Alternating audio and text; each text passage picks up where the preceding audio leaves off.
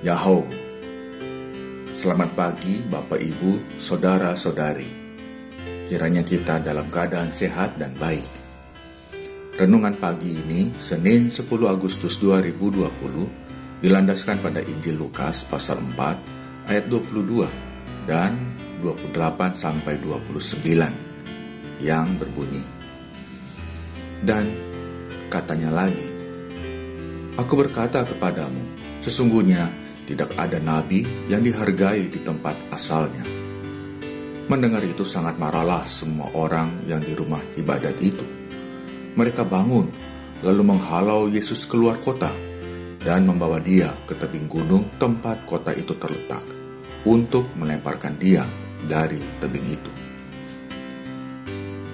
Judul kita pada hari ini, siapa sudi ditolak? Siapa yang tak sedih ketika ditolak?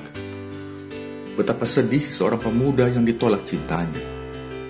Betapa kita sedih, juga geram dan marah mendengar orang tua yang menolak, lalu membuang darah dagingnya sendiri. Seseorang yang ditolak masuk suatu sekolah atau perusahaan pun akan bersedih. Penolakan mengecilkan hati siapapun. Kita tidak suka ditolak. Kita ingin orang lain menerima kita. Namun yang aneh, kita punya kecenderungan menolak orang lain. Si A menolak si B gara-gara matanya sipit. Si C menolak si D karena berasal dari suku yang berbeda. Si Y menolak si Z lantaran agamanya dicap sesat. Yesus kenyang dengan penolakan.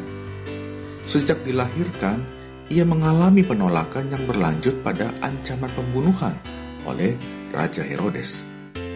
Ketika mengemban tugas dari bapaknya untuk mewartakan Injil Kerajaan Allah, tak sedikit orang yang mendengarnya sangsi dan menolak. Selama kurang lebih 3 tahun berkelana dan mengajar, banyak orang menolak. Bahkan tidak jarang penolakan itu berasal dari kerabat dan pengikutnya. Yesus menerima banyak penolakan, tapi ia menerima banyak orang. Ia menerima penderita kusta dan mereka yang dianggap dikutuk Allah. Ia menerima pelacur dan antek penjajah. Ia menerima orang yang tidak seagama, bahkan yang tidak menyembah Tuhan yang sama. Ia menerima orang yang miskin pengetahuan dan harta. Namun Yesus pun punya penolakan. Ia menolak siapapun yang pikiran, sikap, dan tindakannya membuat orang lain tersingkir dari kasih Allah. Dalam banyak kesempatan, ia mengecam dan menentang apa yang dilakukan oleh orang-orang Farisi dan para ahli Taurat. Namun sesungguhnya ia tidak menolak diri mereka. Yang ditolak adalah sikap mereka. Bagi Yesus, di tangan orang Farisi dan ahli Taurat, ketentuan-ketentuan agama malah menjadi beban yang tak terpikul pada kebanyakan orang. Sebaliknya mereka sendiri tidak mau menyentuh beban itu. Bacalah Lukas 11 ayat 46. Di tangan mereka, Allah cenderung ditampilkan dalam sosok yang menolak orang-orang yang justru membutuhkan pengasihan, pengampunan, dan pembebasan. Tuhan Yesus mengajarkan penerimaan. Ia membuka tangannya lebar-lebar. Zakheus, si pemungut cukai itu, memang patut dibenci karena ia kerap memeras sesamanya dan mengambil keuntungan yang tak wajar. Namun justru orang seperti itu membutuhkan pengampunan. Ia membutuhkan rangkulan untuk membalikan arah hidupnya.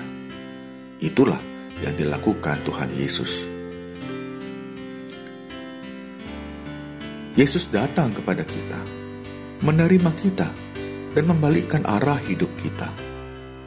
Maukah kita melakukan hal yang sama? Setidaknya, lihatlah wajah kekasih hatimu pagi ini. Istri, suami, orang tua, anak, saudara.